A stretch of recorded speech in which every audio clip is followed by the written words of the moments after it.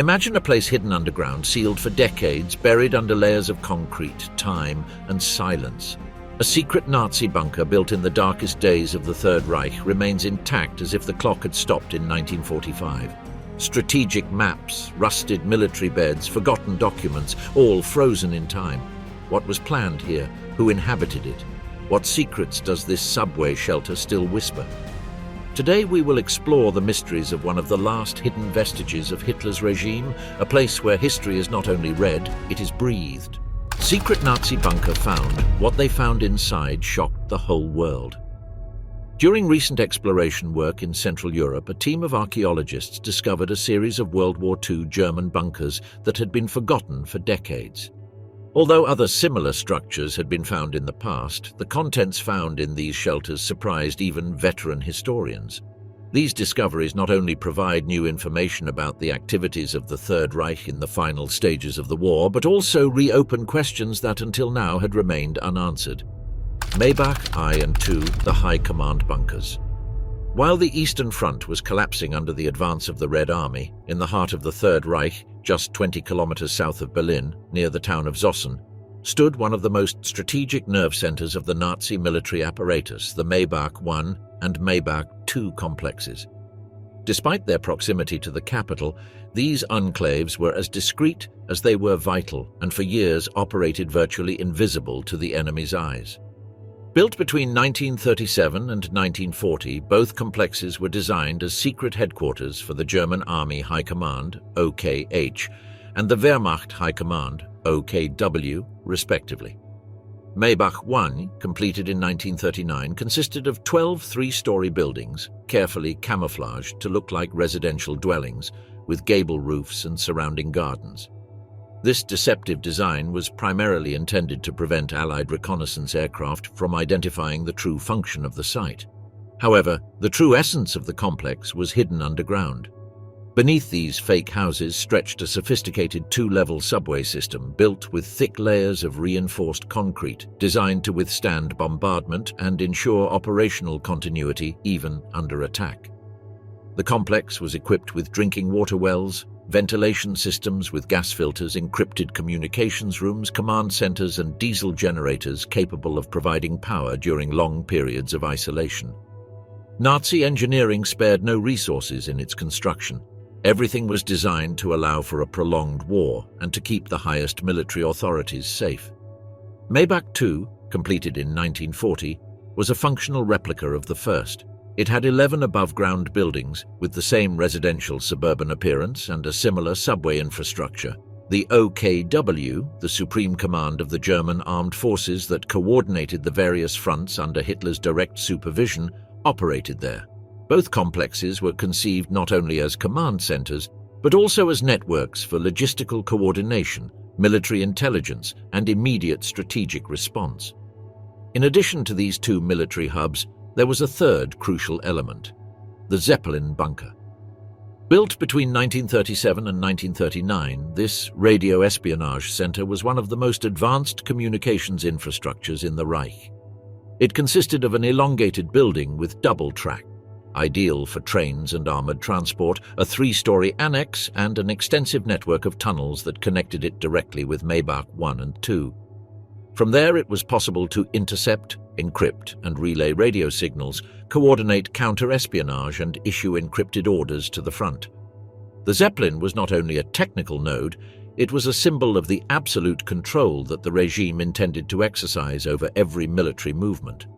One of the most decisive moments in the history of these complexes occurred in July 1944, after the failed attempt on Hitler's life in the Wolf's Lair. During the investigations following the plot, known as Operation Valkyrie, compromising documents were discovered in Maybach II. Among them were fragments from the personal diary of Admiral Wilhelm Canaris, head of the Abwehr, German military intelligence, as well as encrypted correspondence linked to high-ranking officers involved in the conspiracy. Many of them, such as Ludwig Beck, Henning von Treschow, and Erwin von Witzleben, were members of the internal resistance trying to put an end to Hitler's dictatorship from within the army itself. The discovery of these documents not only precipitated the final dismantling of the Abwehr, which was absorbed by the SS under Heinrich Himmler, but also enabled the Gestapo to identify and execute dozens of officers committed to the resistance. The Zossen complex, which had been a center of power and strategy, became a scene of betrayal, internal purges and paranoid surveillance. With the fall of the Third Reich in April 1945, Soviet forces occupied the remains of Maybach I and II. Although many facilities were partially destroyed by the retreating Germans themselves, the Soviets found some tunnels and communication centers still operational. During the Cold War, the area was controlled by the Red Army, which used some of the infrastructure for its own purposes well into the 1990s. Today, the ruins of the Maybach complex and the Zeppelin bunker remain buried in the Wunstorf forest, some open to the public, others walled up or partially collapsed. Their empty corridors and peeling walls remain silent witnesses to the time when the Third Reich attempted to direct, control, and, paradoxically, destroy itself from underground. Like other secret enclaves of the regime, Maybach I and II demonstrate that Nazi power was not only manifested on the battlefields, but also in the hidden architecture of command and espionage, where plans were woven, orders signed, and fates sealed with ink, wires, and cement. In the last desperate months of World War II, between January and April 1945, the Maybach I and II complexes were the target of intense Allied bombing raids. Although designed to withstand air raids thanks to their camouflage and subway construction, the relentless advance of the Red Army from the east forced the German authorities to evacuate the site on April 20, 1945, Adolf Hitler's 56th birthday. The retreat was chaotic. High command plans to destroy all sensitive documentation could not be fully executed, and key evidence was left behind, including intelligence files, operational maps, and internal correspondence. Following the German capitulation, the compounds were occupied by Soviet forces. Following the guidelines established at the Potsdam Conference and the agreements between the Allied powers, the Red Army blew up much of the facilities in 1946 with the aim of preventing them from being reused during the emerging Cold War. However, the Zeppelin bunker partially survived the demolitions. Its structural solidity and strategic value made it a useful military asset for the German Democratic Republic, GDR, and for decades it was used by the Red Army as a communications center, being modernized and adapted to the new technologies of the time. Today, the ruins of Maybach I and II, as well as the Zeppelin, remain largely buried under the vegetation of the Wunstorf forest. Some tunnels have been opened to the public, others remain walled up or collapsed. They are hidden scars of a military machine that once sought to dominate Europe from the shadows. Like the passages of the Ries Project or the cellars of Xiange Castle, these subway spaces represent not only the technical and logistical power of the Third Reich, but its unhealthy obsession with total control, paranoid secrecy, and preparation for endless war. From laboratories dug out of living rock to headquarters disguised as suburban homes, each of these structures embodies the spirit of a regime that, even in its final days, continued to rely on concrete, steel, and clandestinity as strategic weapons. What remains today are not just physical remnants. They are fragments of a sinister past, half-built tunnels, rumors of golden trains, anonymous corpses buried namelessly, and scattered documents that still offer incomplete clues to a failed project of global domination. History in this context was not only written on the battlefields, but was sculpted underground in the dark among concrete secrets and silence. Schatzgräber Base, the lost Nazi station in the Arctic. One of the most intriguing discoveries related to the hidden operations of the Third Reich came to light thanks to a mysterious polar installation whose codename was Schatzgräber, which in German literally means treasure hunter. Despite its suggestive name, this station was not a center for archaeological exploration or gold prospecting, but a secret military weather station located in one of the most inhospitable corners of the planet. Built in 1942 by direct order of Adolf Hitler, the Schatzgräber station was located on Alexandra Island, part of the remote Franz Josef Land archipelago in the Russian Arctic Ocean. This icy and desolate territory is located more than 1,000 kilometers from the North Pole, which made it a strategic enclave that was difficult to access and therefore ideal for secret operations. The main purpose of this station was to obtain real-time weather data that could be used to support the Third Reich's naval and air operations in the Arctic, especially in the context of the Battle of the Atlantic. The information provided by Schatzgräber was vital for coordinating U-boot attacks against Allied convoys sailing toward the Soviet Union, carrying essential supplies through the dangerous northern routes, such as Murmansk. The station was manned by a small group of meteorologists, technicians, and military personnel who worked in extreme conditions. Temperatures could drop to -50 degrees Celsius, with snowstorms, gale-force winds, and long periods of polar darkness. Despite the difficulties, the staff managed to keep the data flowing for nearly 2 years, sending reports that directly influenced German tactical planning in the Arctic. However, in May 1944, an event occurred that would change Schatzgräber's fate. In an attempt to supplement their limited diet, several crew members consumed undercooked polar bear meat. Unbeknownst to them, they were ingesting meat infected with trichinae, a microscopic parasite that causes trichinosis, a serious disease that affects the nervous and muscular systems. Most of the personnel quickly fell ill, becoming incapacitated in the midst of the Arctic isolation. Faced with the emergency, the German High Command organized a risky rescue mission. A submarine was sent to evacuate those affected, an extremely complicated logistical operation due to the remote location and adverse weather conditions. Finally, the station was abandoned in July 1944, marking the abrupt end of one of the most unusual missions of the Nazi military apparatus. For decades, the existence of Schatzgräber was considered a wartime legend, a bizarre story that could not be confirmed for lack of evidence. Some historians even dismissed it as part of post-war military folklore. However, in 2016, an expedition organized by the Russian Arctic National Park rediscovered the ruins of the station, buried and protected by layers of permafrost. What they found was astonishing. More than 500 perfectly preserved artifacts, including remnants of weaponry, ammunition, tools, meteorological equipment, supply cans, and personal utensils.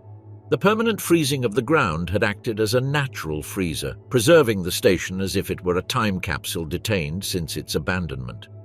This discovery not only confirmed the real existence of Schatzgräber, but also offered a new glimpse into the global ambitions of the Third Reich, which did not hesitate to extend its logistical and scientific network to the farthest reaches of the planet. Today, Schatzgräber represents a symbol of the Nazi obsession with total control of information, even in the coldest and loneliest place in the world. The Wolf's Lair, the nerve center of terror. Far to the north, among the dense forests of Masuria in what is now northeastern Poland, stood one of the most secret and sinister enclaves of the Third Reich, the Wolfschanze, or Wolf's Lair. This was Adolf Hitler's first headquarters on the Eastern Front and began operations on June 22, 1941, coinciding with the launch of Operation Barbarossa, the Nazi invasion of the Soviet Union. The choice of location was no accident. The extensive forests, lakes, and marshes surrounding the area provided a natural shield against aerial detection, while the geographical isolation ensured maximum discretion. It was an ideal environment for a military stronghold from which to conduct an all-out war. Within a short time, the area was transformed into a fortified complex of more than 6 square kilometers, consisting of more than 80 buildings, including reinforced concrete bunkers, barracks, administrative offices, air raid shelters, and subway tunnels, all camouflaged in the vegetation and heavily protected by elite SS and Wehrmacht units. For more than 800 days, Adolf Hitler resided there almost permanently, making the Wolfschanze the epicenter of the Nazi war machine in the East. From this refuge, the Führer directed military operations, received daily reports from the front, and held meetings with his top commanders, among them Heinrich Himmler, Hermann Göring, Wilhelm Keitel, and Alfred Jodl. It was also there that Hitler fell into ever-deepening paranoid isolation, reinforcing his distrust of his own generals and tightening his absolute control over strategic decisions. But the Wolf's Lair was not only a command center, it was also the scene of one of the most courageous and unsuccessful episodes of German resistance to the regime. On July 20, 1944, Colonel Klaus von Stauffenberg, an army officer convinced that Hitler must be eliminated to save Germany, attempted to assassinate the Führer with a bomb placed in a suitcase during a military meeting. The device exploded, but Hitler miraculously survived with minor injuries. The attempt failed, and the repression that followed was brutal. More than 200 conspirators were executed, and the episode sealed the fate of internal dissent in the Third Reich. With the relentless advance of the Red Army in January 1945, German troops were forced to evacuate the Wolfschanze. Before withdrawing, the SS blew up much of the complex in an attempt to destroy confidential documentation and hide evidence of the operations that took place there. However, the concrete structures, up to 8 meters thick, partially withstood the explosions, and the ruins remain to this day as haunting testimony to the strategic heart of Nazism. Today, the Wolf's Lair is a historic site open to the public, visited by both World War II scholars and tourists attracted by its symbolic significance. Between the bunkers fractured by dynamite and the vegetation that slowly reclaims everything, the silence seems to speak of what happened there. Decisions that cost millions of lives, meetings full of fanaticism, and a bomb that could have changed the course of history, but did not. Nazi shelters in the jungle. The mystery of Misiones, Argentina. Europe is not the only continent that preserves the hidden echoes of the Third Reich. In 2015, a shocking archaeological discovery took place in the heart of South America. A team of researchers led by renowned archaeologist Daniel Chavelzon of the University of Buenos Aires found the remains of a possible Nazi escape base built deep in the jungle in the Teyucuare Nature Reserve in the Argentine province of Misiones. The discovery took place near the border with Paraguay in an area characterized by its dense, inaccessible, and scarcely explored vegetation. There, hidden among the trees and undergrowth, were the ruins of 3 stone constructions, a residential building, a warehouse, and what appears to have been an observation or guard post. The architectural characteristics of the site left no room for doubt. The thick walls, the extremely remote location, and the difficulty of accessing the area suggested that these were not simple rural dwellings, but structures planned with a clear strategic purpose, to serve as a secret shelter in case of emergency. But the most striking thing was not the constructions themselves, but the objects found inside. The archaeological team discovered 5 German coins minted between 1938 and 1944, fragments of porcelain stamped "Made in Germany," and several decorative elements that included engraved Nazi symbols, including swastikas. The context of the find and the dating of the artifacts coincided eerily with the period of the Nazi regime's greatest expansion and subsequent downfall. Although there are no official documents that categorically confirm that these structures were used by high commanders of the Third Reich, the hypothesis put forward by Chavelzon and his team is that this place would have been part of a premeditated escape infrastructure designed to be used in case of a German military defeat in Europe. It would have been a contingency hideout built in advance in a country that had historically shown political sympathies towards the Nazi regime. The choice of Argentina was not accidental. During the years following the end of World War II, the country, under the government of Juan Domingo Perón, became a safe haven for dozens of Nazi war criminals. Figures such as Adolf Eichmann, Josef Mengele, or Erich Priebke found asylum on Argentine soil thanks to a clandestine network known as the Rat Lines, with the collaboration of elements of the Vatican, ultra-conservative organizations, and foreign intelligence services. The possibility that this jungle site was part of an early Nazi evacuation plan reinforces the idea that Hitler's regime not only planned its war on multiple fronts, but also foresaw its eventual downfall. These remote shelters would have been prepared as last bastions of flight, designed to temporarily house party leaders or key members of the SS while they reorganized in exile. This archaeological discovery has reopened the debate about the real extent of the Nazi flight to Latin America and about how many other places like this one might remain hidden among the South American jungles, mountains, or pampas yet to be discovered. Beyond theories and speculations, the ruins of Teyucuare constitute a silent testimony of a dark history that crossed oceans, and that even today raises disturbing questions about the network of impunity and complicity that allowed many of the worst criminals of the 20th century to escape justice.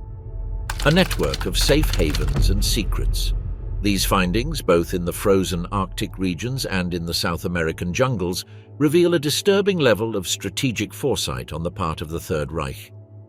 Beyond the battlefield, the Nazi regime developed a global support network, visible in secret weather stations in the polar north or in supposed shelters in South America, that demonstrates that they were not only planning for war, they were also planning their escape. One of the most intriguing pieces of this puzzle was discovered in 2015 when a group of archaeologists led by Daniel Chavelson of the University of Buenos Aires located a set of stone ruins in the heart of the Teyucuaré Nature Reserve in Misiones, Argentina, near the border with Paraguay. The site, hidden among thick subtropical vegetation, consisted of three main structures: a residential building, a possible warehouse, and an observation post. Its robust construction, remote location, and defensive design immediately caught the researchers' attention. The team found objects of German origin inside the site. Third Reich coins minted between 1938 and 1944, porcelain fragments with the inscription "Made in Germany," and even traces of Nazi symbology, including swastikas engraved on walls or utensils. These elements strengthened the hypothesis that the site could have been a hideout pre-established by High Command of the Nazi regime, designed to be used in case of defeat during World War II. However, this interpretation is far from definitive. Several experts have questioned the direct connection between the site and Nazi fugitives, arguing that the objects found could have arrived by other means: German traders, immigrants who settled in Misiones since the end of the 19th century, or even private collectors. It should be remembered that the missionary region has historically had a strong German-Paraguayan presence that precedes even the First World War. In addition, local inhabitants claim to have known about these ruins for decades, and some researchers suggest that they may not have been built by the Nazis, but may be vestiges of ancient Jesuit buildings or even of later colonial projects, reused or resignified over time.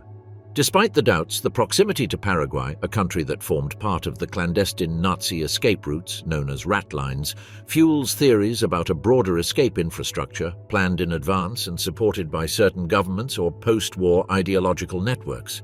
These routes allowed the escape of war criminals such as Josef Mengele, Adolf Eichmann, or Klaus Barbie, all of whom were later located in South America. The possibility that Teyucuaré may have been one of the secret crossing points or an intermediate hiding place remains a plausible but unproven hypothesis. However, the mere fact that a structure of such characteristics exists in such a remote place and with remains of Nazi symbology forces to rethink the geographical and logistical dimension of the phenomenon of the Nazi escape to Latin America. Each new archaeological find adds another piece to the intricate puzzle left by World War II. Whether under the polar ice, in the bowels of the jungle, or hidden in the basements of history, the past continues to reveal secrets that for decades seemed buried. And as long as there is no conclusive evidence, the shadows will continue to lurk among the ruins of Teyucuaré, inviting us to explore what has not yet been told of humanity's darkest century. A macabre find under Goering's house. In 2024, the Wolf's Lair, already a place laden with sinister symbolism, once again came to the world's attention.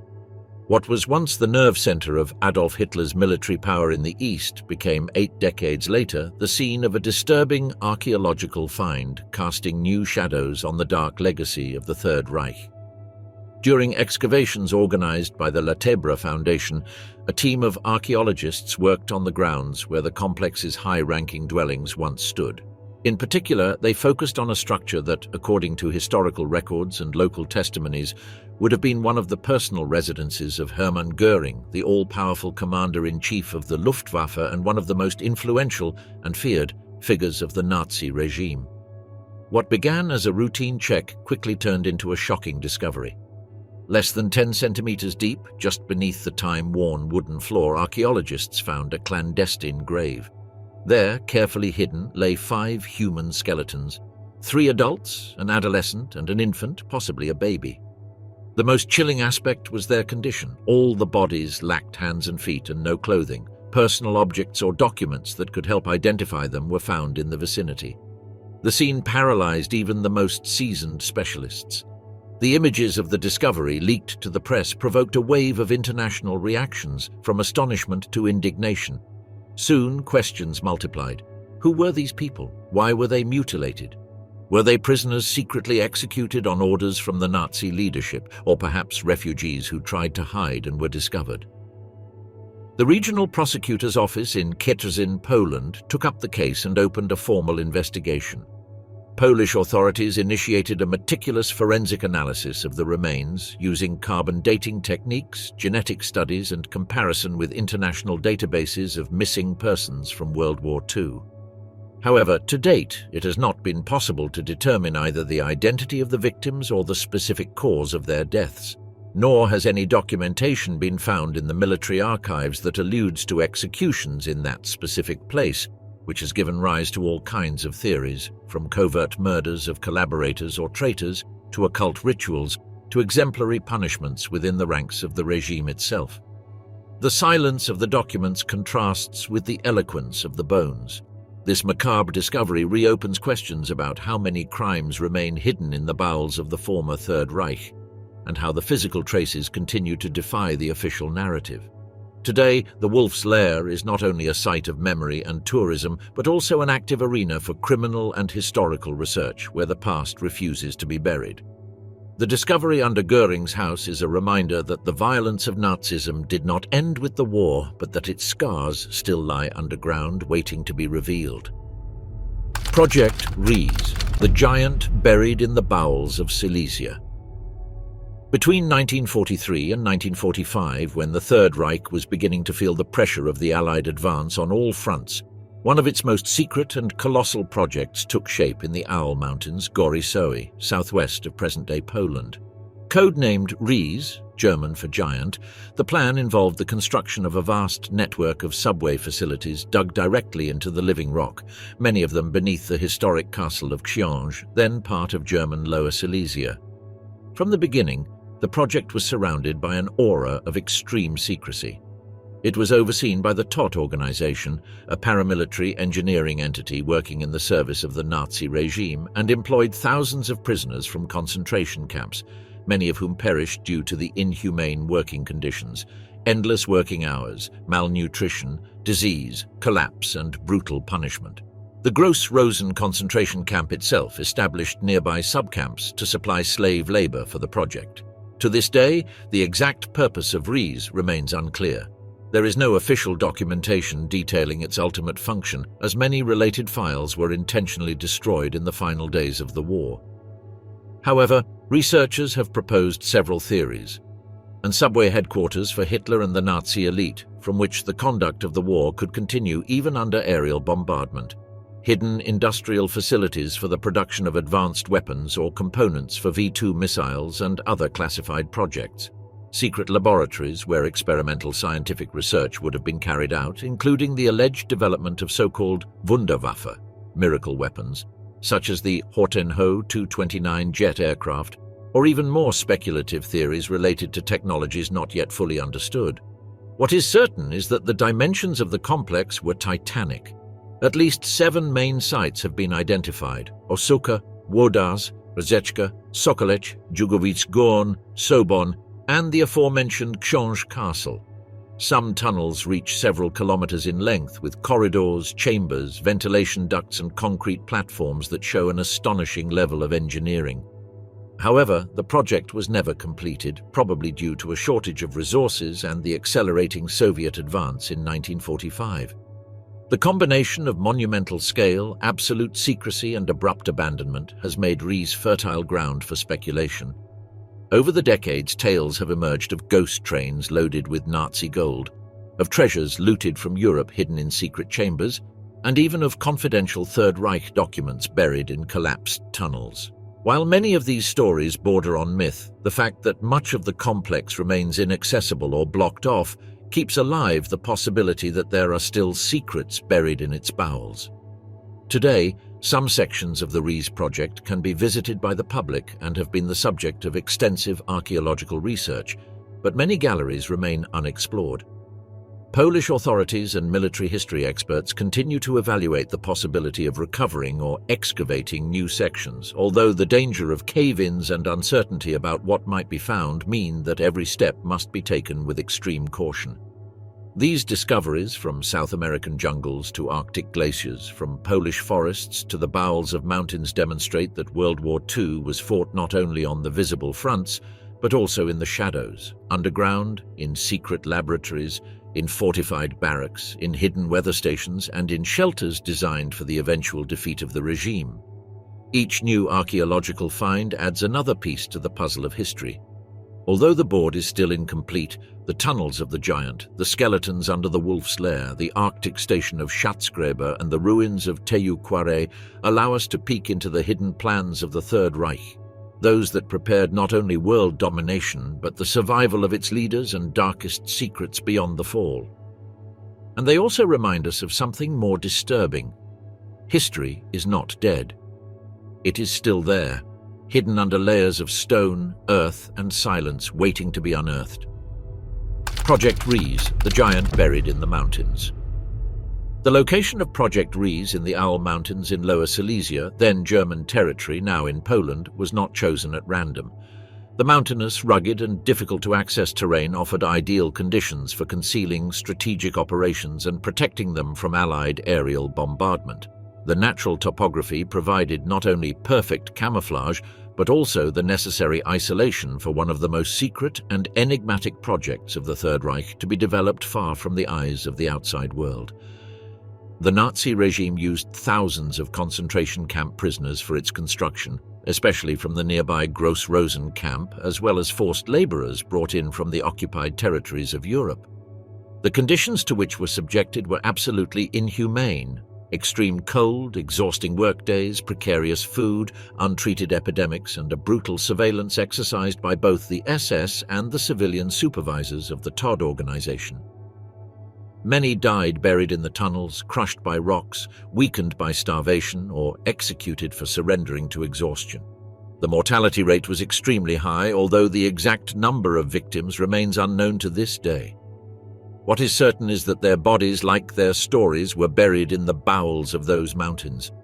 The plans of Hitler and his inner circle were as ambitious as they were sinister.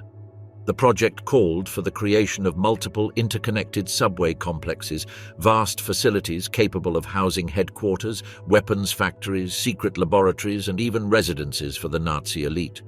Among the sites identified by researchers were Osoka, Wodars, Rzeczka, Długowice Górne, Jabornik, Soboń, Sokolek, and the cellars of the imposing Sionch in German castle.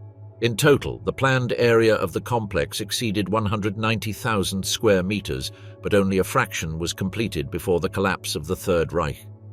What was built was impressive. Kilometers of reinforced tunnels, deep galleries, reinforced concrete walls, internal transport platforms, ventilation shafts, and rudimentary electrical systems. However, much of the facilities remained half-finished, with unlined tunnels, unequipped chambers, and abruptly interrupted passageways. In January 1945, faced with the advancing Red Army, the Nazis abandoned the project in a chaotic and hasty state, destroying some of the documentation and leaving behind a silent labyrinth full of questions. After the war, what little was known about Ries disappeared in the rubble and smoke of the conflict. Official documentation related to the project was either destroyed or remains classified to this day, feeding a legacy of mystery that has endured for decades.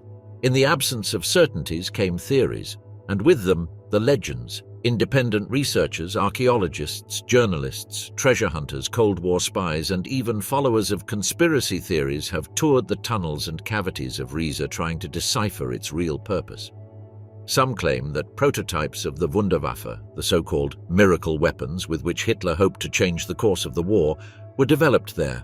Advanced missiles, revolutionary aircraft technology, chemical weapons, and even unknown energy projects. Others believe that the project was used as a repository for treasures looted by the Nazis, works of art, gold bullion, jewelry, secret archives, and religious objects stolen during the looting campaigns in Europe. It was in this context that the most famous legend was born, that of the Nazi gold train, a rail convoy loaded with gold, art, and confidential documents that, according to some accounts, was hidden in a sealed tunnel near Wałbrzych on the edge of the Riesa system. Although official expeditions and private investigations have taken place, especially in 2015, when a clue rekindled worldwide interest, conclusive evidence of the train or the gold has never been found. But the mystery remains, in part because many passages in the complex remain blocked, flooded, or collapsed, making full exploration impossible. What lies beyond those sealed walls remains in the shadows. Today, the Ries project represents an open scar in Europe's historical memory. It is a silent warning of what happens when power is combined with fanaticism and science is put at the service of destruction. But it is also a reminder that, beneath the surface of official history, there remain dark tunnels, literally and metaphorically, still waiting to be explored. La Coupole, the base that could have changed the fate of London. Hundreds of kilometers to the west, in northern France near the town of Saint-Omer, another colossal vestige of the secret Nazi armament program remains standing, La Coupole. This gigantic subway facility was built between 1943 and 1944 by the TOT organization under strict orders from the German High Command. Its purpose was clear and terrifying: to become a launching base for V-2 rockets, the Third Reich's most advanced retaliatory weapon, aimed at London and southern England. Excavated into the side of an ancient chalk quarry, the complex was conceived as a highly fortified facility, capable of storing, preparing and launching rockets on a daily basis. Its most distinctive feature is a huge reinforced concrete dome, 71 meters in diameter and 5 meters thick, weighing some 55,000 tons. This dome was not only a symbol of technological might, it was a defensive shield designed to withstand even the heaviest Allied air bombardment. Under this formidable structure was built an extensive network of tunnels and galleries that included fuel stores, warhead depots, technical workshops, command rooms, and crew quarters. The entire launch process was planned with millimetric efficiency. The V-2 rockets were transported by train through a specially excavated rail tunnel, unloaded and prepared in subway technical areas, and then moved to the launch pads via 2 long corridors known as Gustav and Gretchen. These passages were to be protected by bomb-proof armored doors and lead to the outer platforms located at the bottom of the quarry. Had it become operational, La Coupole would have had the capability to launch multiple rockets daily against the United Kingdom, causing mass destruction and drastically altering the psychological balance of the war. However, the facility was never completed. Allied intelligence discovered its existence and, as part of Operation Crossbow, launched a series of massive bombing raids against the site. Although the dome miraculously withstood the direct attacks, the surrounding infrastructure was severely damaged, hampering the progress of the work. Finally, in the face of the Allied advance after D-Day, the Germans abandoned the project in July 1944, and in September of the same year, the area was taken by Allied forces. After the war, La Coupole remained abandoned for decades, trapped in the undergrowth, oblivion and echoes of a future that never materialized. It was not until the 1990s that conservation and adaptation work began, turning the site into a historical museum. Today, La Coupole is one of the most impressive memory centers in Europe, dedicated both to the study of the V-2 program and to the memory of the victims of forced labor who participated in its construction. Taken together, structures such as Maybach, Zeppelin, Rise and La Coupole are much more than reinforced concrete remnants. They are material echoes of a totalitarian vision that relied on engineering, secrecy and technology as the pillars of a new era. Although the Reich collapsed, the scars of its subterranean ambitions remain, reminding us that power can also hide underground among shadows and dead-end corridors. The Helfort Wissens Dome, Science, Conquest and Memory. In 1997, more than 5 decades after the collapse of the Third Reich, a museum opened inside the structure known as La Coupole, a colossal fortified subway base built by the Nazis near Helfort Wissens in northern France. What was once a symbol of the destructive power Germany planned to unleash on the United Kingdom as part of its secret weapons program was transformed into a center of history, memory and reflection open to the public. The Coupole was originally conceived as an operational base for the massive launch of V-2 rockets, the world's first long-range ballistic missiles. These weapons, developed under the direction of Werner von Braun and used from 1944 onwards, were a clear indication of how far the Third Reich was willing to go in its quest for technological superiority. Today, that same infrastructure of death has been converted into an educational space where visitors can explore the political, technical and human background of one of the most ambitious and disturbing projects of World War II. The museum's permanent exhibitions are carefully organized and address multiple levels of analysis. First, the German occupation of northern France is on display, a period marked by repressive control, economic plunder, and forced collaboration. Through photographs, personal objects, and audiovisual testimonies, the direct impact of the war on the local civilian population is reconstructed. Another fundamental axis of the tour is the presentation of the secret armament program of the Third Reich, known as Wunderwaffe, miracle weapons. Here, not only the technical aspects of the development of the V1 and V2 are explained, but also the human and ethical cost of these advances. Many of the rockets were manufactured by prisoners of the Dora Mittelbau concentration camp, subjected to inhumane conditions of slave labor in subway tunnels. The museum places special emphasis on these realities, highlighting how science was instrumentalized for totalitarian purposes. One of the most striking elements of the museum complex is a state-of-the-art 3D digital planetarium, which allows visitors to explore the cosmos and the history of the space race, connecting past and future. This component has a dual function. On the one hand, it educates about advances in astronomy and space exploration. On the other, it invites reflection on how knowledge developed under totalitarian regimes ended up being reused in democratic contexts, such as NASA in the United States, where von Braun and other German scientists were integrated after the war as part of Operation Paperclip. Among the most notable objects in the museum is an authentic V2 rocket provided by the Smithsonian Institution in the United States. This piece, rather than an artifact of war, is displayed as an ambiguous symbol of the 20th century. It represents both the potential of human engineering and its capacity for mass destruction. It is a tangible reminder of how scientific knowledge can be diverted to devastating ends if not guided by ethical principles. Today, La Coupole not only preserves the memory of a monumental war project, it has become a space for dialogue between science, history, and collective conscience. In its tunnels and under its gigantic concrete dome, the silence of what could have been an even greater catastrophe coexists with the voices of the present, seeking to learn from the past in order to build a more responsible future. Karaman Submarine Base, the indestructible bastion of the Atlantic. On the Atlantic coast of French Brittany, on the Karaman Peninsula, stands one of the most colossal and enduring military constructions of the Third Reich, the Lorient U-boat base, also known as the Karaman Base. This gigantic reinforced concrete complex was built by the Kriegsmarine between 1941 and 1943 as part of the ambitious German fortification program known as the Atlantic Wall. Its purpose was clear: to protect and sustain submarine warfare against Allied shipping traffic in the North Atlantic, one of Hitler's strategic priorities to suffocate Britain by naval blockade. Karaman was not a simple harbour station, but a fortified city under roof, capable of housing up to 30 U-boats simultaneously. These were repaired, resupplied, armed with torpedoes, and sent back into combat in a logistical cycle of extraordinary efficiency. The base was built with enormous resources, using forced labour of prisoners of war, foreign workers, and forced local labour under the direction of the Todt organization, the same entity responsible for the most monumental works of the Nazi regime. The complex consisted of 3 main bunkers, Karaman 1, 2 and 3, each with specific functions and autonomous structures, although interconnected by railways and internal ramps.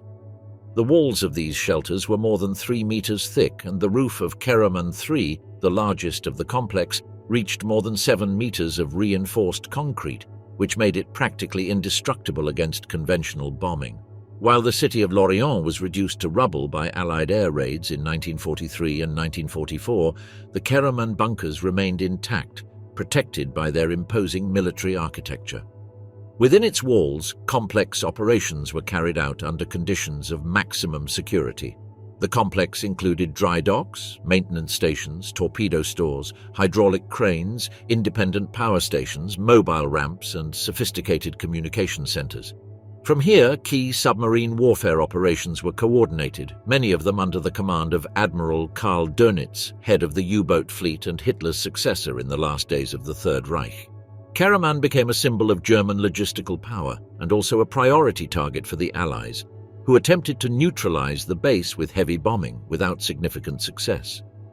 After Germany's surrender in May 1945, the complex was taken over by the French Marine Nationale, which used it as an operational base for more than 5 decades, until its closure in 1997. During the Cold War, the facility continued to play strategic roles in Atlantic surveillance, this time in the service of NATO. Today, part of the complex has been transformed into a historic site, open to the public as a naval interpretive center. Visitors can tour some of the original docks and bunkers, see replicas and U-boat wrecks, and understand the crucial role the base played in the Battle of the Atlantic, one of the most protracted and decisive scenarios of World War II.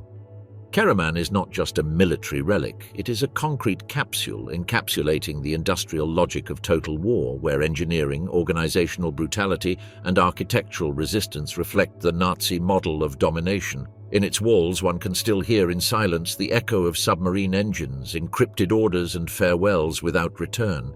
And above all, there remains the tangible testimony of how the war was also waged from the depths of concrete and steel.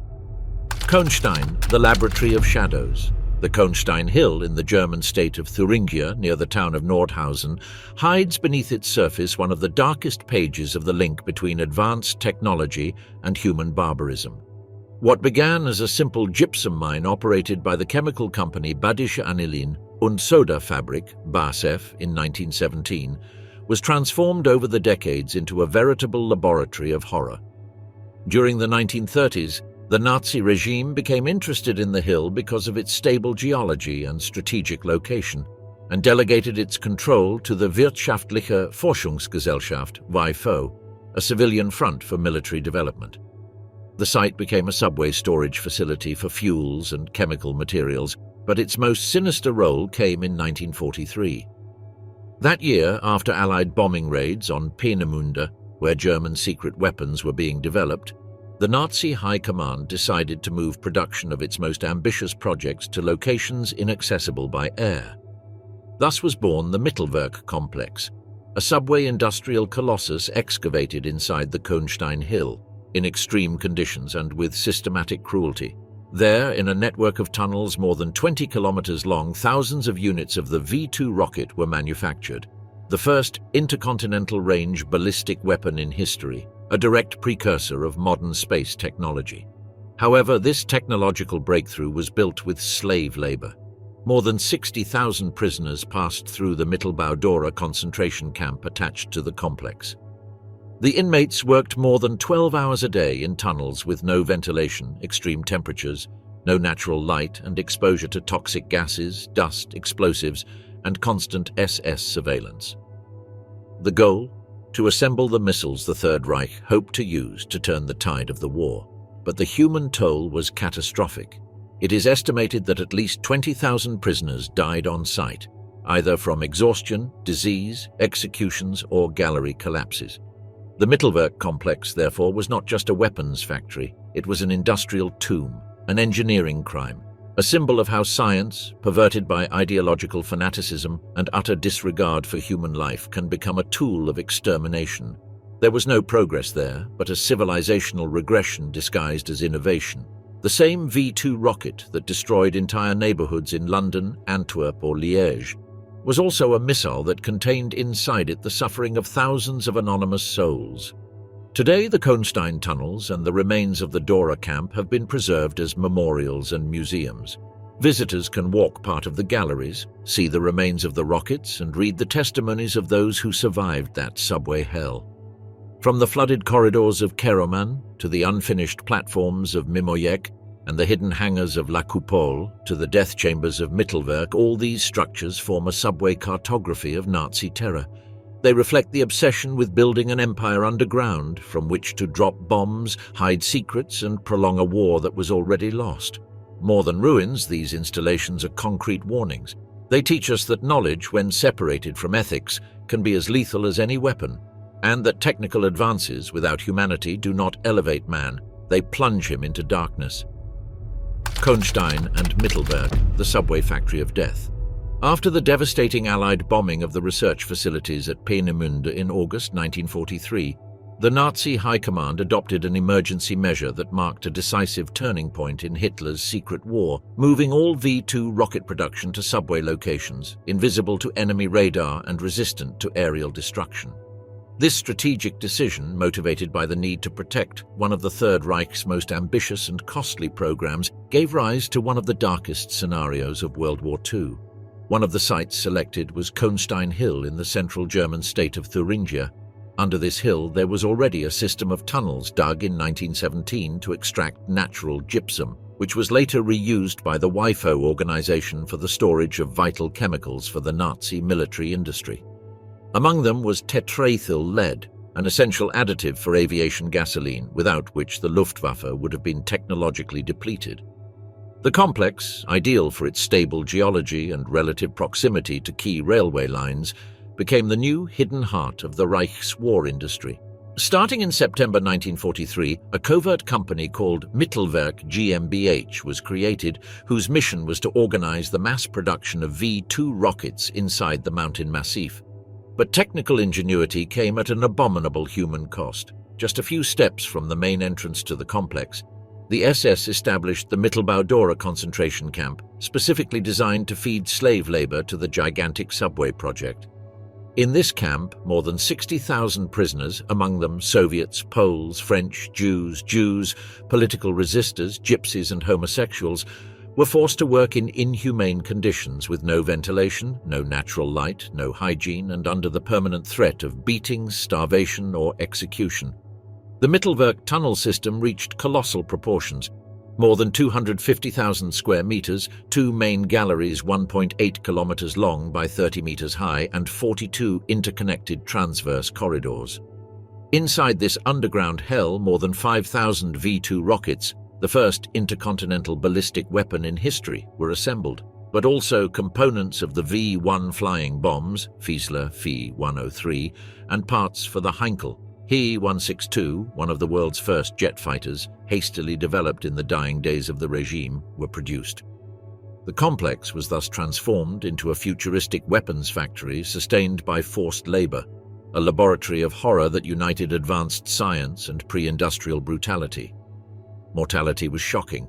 More than a third of the prisoners died in atrocious conditions. Some were executed for inefficiency. Others were buried in collapses, electrocuted, or simply left to die of exhaustion. Bodies piled up in parallel tunnels while trains kept arriving loaded with new inmates. In March 1945, when the collapse of the Eastern Front and the advance of Allied troops made the fall of the Third Reich inevitable, the SS evacuated the camp on so-called death marches, in which thousands of prisoners perished. Days later, the Mittelwerk facilities were occupied by the US Army. However, when they withdrew, the area came under Soviet control. The latter attempted to blow up the entrances with explosives, but the structural strength of the complex prevented its total destruction. Some sectors were reused during the Cold War. Others were sealed off, lost in the moss and stone. Today, a significant part of these tunnels has been converted into a memorial and museum, dedicated to preserving the memory of the thousands who died there, enslaved by a military machine obsessed with total destruction. Guided tours allow visitors to walk through a portion of the original galleries, see the remains of the rockets, machinery and documents, and above all, understand the human cost of that technology born of hatred. The story of Kohnstein and Mittelwerk is much more than the chronicle of an engineering feat. It is a chilling testimony to the abyss into which science can fall when it is used in the service of totalitarianism, without ethics or compassion. Between its concrete and stone walls, between its ventilation ducts and its rusty rails, not only missiles were developed, fundamental principles of civilization were buried. It is a legacy that persists today as a warning. Not all innovation is progress, and not all science is liberating. In Kohnstein's shadows, humanity learned one of its hardest lessons. The fortress of Mimoyek, the canyon of doomsday. Hidden beneath the limestone hills of Crécy in northern France lies one of the most enigmatic and ambitious constructions of the Third Reich, the Mimoyek fortress. At first glance, the area looks like a peaceful rural setting, but underground hides a colossal subway military complex that during World War II was destined to change the course of the conflict by means of one of the most unique weapons ever designed. The V-3 cannon, built between 1943 and 1944 by the Todd organization using the forced labor of prisoners of war, deportees and laborers brought in from the occupied territories. The facility was known to the Germans by the code names Wiese, Meadow, and Bauvorhaben 711, Construction Project 711. The objective was clear: to bomb London systematically from continental European soil without the need to launch rockets or use aircraft. The location was not random.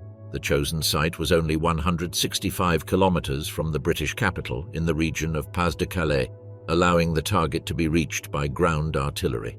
The planned system consisted of 25 V3 guns distributed in 5 inclined shafts dug into the hill. Each shaft was to house 5 tubes arranged in parallel, capable of firing up to 10 shells per minute. Had the project been completed, London could have been bombarded with more than 600 rounds per hour, generating constant panic and profoundly affecting civilian morale. The V3, nicknamed Hochdruckpumpe, high-pressure bomb, was not a conventional cannon. It was a revolutionary design of staggered propulsion. Lateral explosive charges were placed along the firing tube and ignited in sequence as the projectile advanced, progressively increasing its velocity without resorting to a single initial explosion. This theoretically feasible technology required extreme precision and a controlled environment to operate, making Mimoyex a veritable subway laboratory of futuristic warfare. But time and the Allies worked against the Reich. Although the intelligence services did not know all the details of the weapon, they recognized the enormous danger posed by the facility. On July 6, 1944, the famous 617 Squadron of the RAF, famous for its involvement in dam attacks with bouncing bombs, carried out a devastating bombing raid on Mimoyex. They used the huge Tallboy bombs, weighing 5.4 tons each, designed to penetrate fortified structures and explode underground. The result was catastrophic for the Germans. Several tunnels collapsed, burying dozens of workers inside and rendering months of construction and planning futile. Just 2 months later, in September 1944, the Germans abandoned the complex in the face of the Allied advance. But the fate of Mimoyex was not yet sealed. After liberation, British Prime Minister Winston Churchill ordered the total destruction of the facilities to prevent any possibility of reuse of the site. In 1945, the British Army detonated part of the remaining structure, which generated diplomatic friction with France, as the decision was taken without consulting the French government. For decades, the site was forgotten. The damaged tunnels were swallowed by vegetation and silence. However, in the late 1960s, the complex was reused in an unusual way. It became a mushroom farm, taking advantage of the constant temperature and the natural darkness of the subway galleries. It was not until 1984 that a serious effort began to recover the historical memory of the site. Today, Mimoyex houses a memorial museum dedicated to explaining not only the history of V3, but also the inhumane conditions under which the facility was built. The exhibition includes recreations of the tube system, testimonies of enslaved workers, and an analysis of the role of the Todt organization in the Nazi war machine. As in the case of La Coupole, what was once a symbol of potential destruction has been transformed into a space for reflection, education, and memory, where the legacy of the past serves as a warning for the future. Battery Todt, France. In northern France, near the English Channel, stands a concrete colossus whose mere existence evokes the darkest days of humanity. The Todt Battery, one of the most feared artillery installations built by Nazi Germany during World War II. It was not only a military threat, but also a brutal demonstration of technical power in the service of war. Its history, marked by war ambition and Allied resistance, today becomes a bridge to memory, reminding us how even symbols of violence can become monuments of learning and warning. Built in 1942 as part of the so-called Atlantic Wall, the vast line of coastal fortifications devised by Hitler to defend occupied Europe from an eventual Allied landing, the Todt Battery was a key part of the Nazi defensive system in the region of the Calais Passage, the narrowest point of the Channel. Its sole mission was clear: to intimidate and, if necessary, to annihilate. Its main weapon was monumental, a 380mm naval gun, a land-based version of the gigantic German artillery pieces used on battleships such as the Scharnhorst and the Gneisenau. Known as the Adolf-Kanone, this gun was capable of launching 1-ton shells more than 55 kilometers away, with a surprisingly small margin of error for its time. This gave it the ability to hit strategic targets on the southern coast of England, including harbours, enemy batteries, and logistics centres. In the hands of the Nazis, the Todt Battery was not simply a weapon. It was a message of technical dominance, a way of telling the enemy that no place was beyond their reach. The battery consisted of 4 long-range guns, each installed in massive reinforced concrete bunkers with walls up to 3.5 meters thick, designed to withstand massive aerial bombardment. Added to this were subway tunnels, observation posts, self-contained generators, and armored storage areas. In simple terms, it was a self-sufficient fortress city, built with an almost unhealthy obsession with endurance and survival. This brings us to a deeper question. What makes a military building such a crucial target for the Allies? The answer lies in logistical strategy. Controlling the English Channel was vital for troop supply, naval mobility, and eventual landing in continental Europe. The Tott Battery was, in essence, a permanent threat over every convoy, every merchant ship, every attempted military operation in the region. As long as it existed, the Channel would remain a death trap. Thus was born Operation Undergo, a campaign launched in late September 1944, when Allied troops had already penetrated French territory after the Normandy landings. On September 29th, the Highlanders of northern Nova Scotia, members of the 3rd Canadian Infantry Division, launched a frontal assault on the battery. Previously, the British Royal Air Force had bombarded the area with more than 2,000 tons of explosives in one of the heaviest offensives ever recorded against an artillery installation. The terrain was shattered, turned into a lunar landscape full of craters and charred ruins. But the concrete walls, as if they embodied the unbreakable will of their designers, withstood the seemingly impossible. The bombs were not enough. The soldiers had to advance on foot under enemy fire with tanks, flamethrowers, and all the war machinery they could muster. It was a fierce combat where human courage came face to face with the architecture of terror. Finally, the Allies managed to neutralize the battery, marking not only a strategic victory but also a symbolic one. The Nazi domination of the canal was over. However, the price was high, both in lives and in the logistical and material effort required. Today, Tott Battery has been transformed into a museum and historical site, open to the public.